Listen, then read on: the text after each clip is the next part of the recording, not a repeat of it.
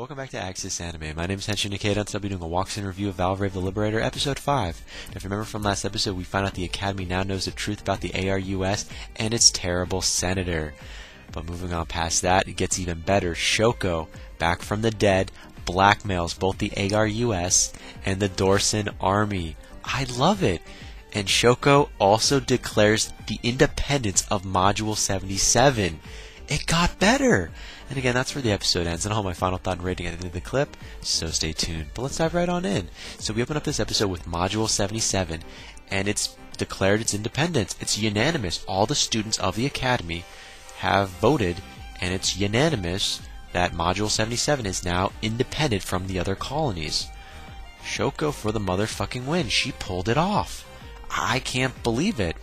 Now, while that was going on, both the Dorsian army, or Dorsia in general, as well as the ARUS, have forgotten about Module 77. I know, right? I mean, what happened there? They just kind of pushed that off to the side and said, you know what, you're blackmailing us? We are now forgetting about you. You're done. I know, it's kind of funny. Now, as for Module 77, it's now a kid's wonderland. And what I mean by kid's wonderland, now that they've declared their independence, they're going into stores, stealing stuff, breaking stuff. You see one of the nerds on, looks like a crane breaking shit. This is anarchy. It's like a kid in a candy shop without an adult present. Sugar, man. All that sugar goes up there, and that's what's happening in Module 77. There's no order, it's fucked up. Now, moving on past that, we do find out the Student Council of the Academy seems to be in charge, but not really. I mean, they're not really enforcing anything, but they've set up a number of different laws to go by. But they're just kids pretending to be adults, plain and simple. And it's not really getting them anywhere. Now, moving on past that, we do find out the ARUS will humor Module 77 in granting them independence. So the ARUS recognizes Module 77 declaring its own independence and wants to support them and ally themselves with them, only because Module 77 was blackmailing the ARUS. Because if you remember correctly from last episode, Shoko said she was going to blackmail the ARUS by giving Valvrave over to the Dorsian army if the ARUS didn't side with them. So this is definitely working out in Module 77's, literally in Module 77's way. Hey, I like where it's going, but you know, something just doesn't smell right. Why is the ARUS letting Module 77 get away with this? I think they're desperate. This is my theory. I think the ARUS is so desperate right now that they are scared of the Dorsian army, Dorsia in general, because right now the Dorsia army and Dorsia are the prime power. They are the strongest threat in space right now. And if the ARUS doesn't side with Module 77, who has this ace in their sleeve with their mecha, they're pretty much screwed. That's what I believe.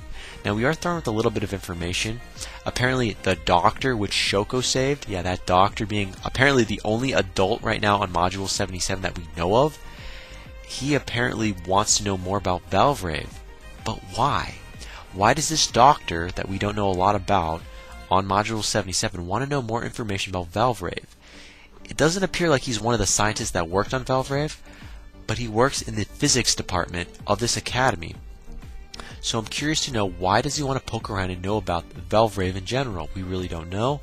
But moving on past that, we find out the power in Module 77 has gone out randomly. I know, after all of this shit, the power finally gives out, and it starts to snow. Now, LF discovers something very interesting, that maybe there's an error in the environmental system, which would explain why it's snowing.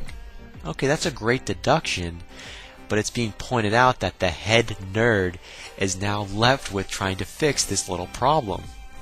I'm like, what? No.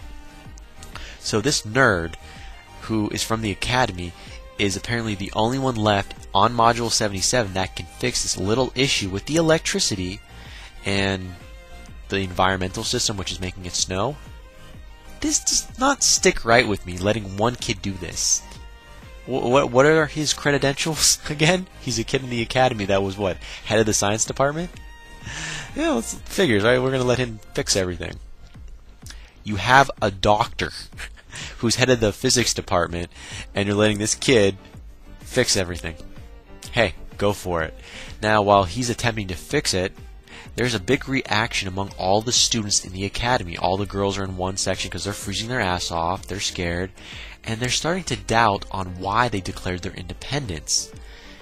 Rumors actually start to spread on doubt, and it's not looking good for, Haruto in general, as well as everyone else that sided with the Valvrave pilot known as Haruto. So, it's not looking good. No. In fact, it doesn't look like this independence of Module 77 is going to hold up. Now, the girls start to have a possible cat fight. And I thought this was a great build-up because there's a cat fight about to emerge. Yeah, it doesn't end up happening, really. Now, the nerd, apparently of the hour, the nerd that's been put in charge of fixing everything, he pulls through. He gets the power back, and the fight has been averted at the last moment. I want to see the cat fight. I'm sorry. This episode bored the hell out of me to an extent, so I wanted to see the cat fight. Now, we are thrown with a little bit of information from Rokino, or Rokino, depending on how you want to pronounce her name. Now, Rokino apparently tried to bite one of the girls who were her classmates, who she was about to get into a fight with. Yeah, Rokino, which is that weird girl that seems to know a lot about something, but we still don't know a lot about her. She bites the classmate like Haruto did to LF. She apparently was expecting to do something. Now, based on her actions, I have a theory that she might have been a pilot or a scientist of the Valvrave project or the mecha projects in general on the JIOR. She knows something. I think she tried to transfer herself into her classmate or something along those lines. I mean, she bit her classmate expecting to do something to her classmate to some extent, like Haruto did to LF. So, Rokino, who the hell are you? You're not a normal student. You know something. Is she a pilot, maybe? A former pilot of one of the mechas? We really don't know. That is one of the biggest questions. Now, moving on past that, we do find out one of the students is making music. Yeah, one of the classmates in the academy starts to make music. Starts to sing, and I'm like, okay, where is this going?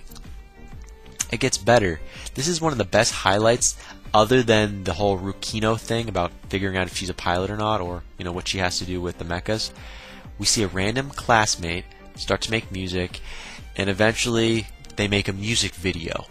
Rukino is in it, and they make a video to their parents who are being held hostage by the Dorsian army, and it goes viral, and it's an amazing music video.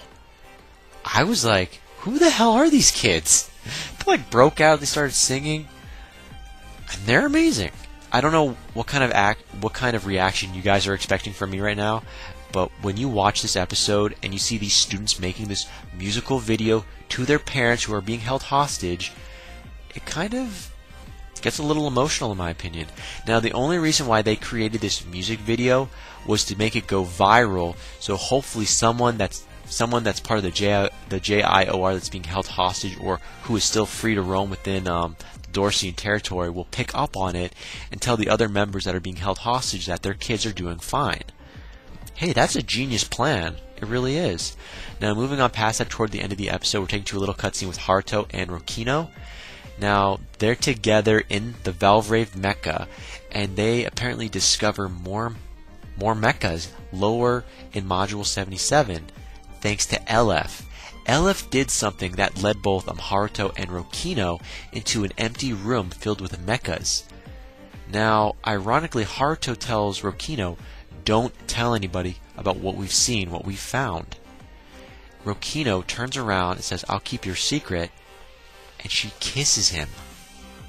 What?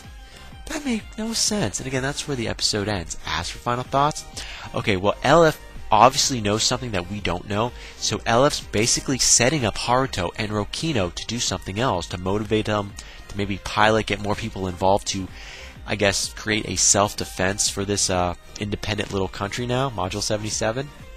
Definitely worth mentioning. However, these other mechas appear to be the same type of model as the Valvrave. They look different, but this is getting good. I mean, this is good that Module 77 may have more protection now. Just putting that out there. Now, I should also point out something else that I did not go over in my review. Guess what? One of Haruto's friends, who helped make the music video and who is keeping track of Haruto's fan list, set up a little money account. And this money account has been set up in a little fan club thing for Haruto to generate currency for their little independent country.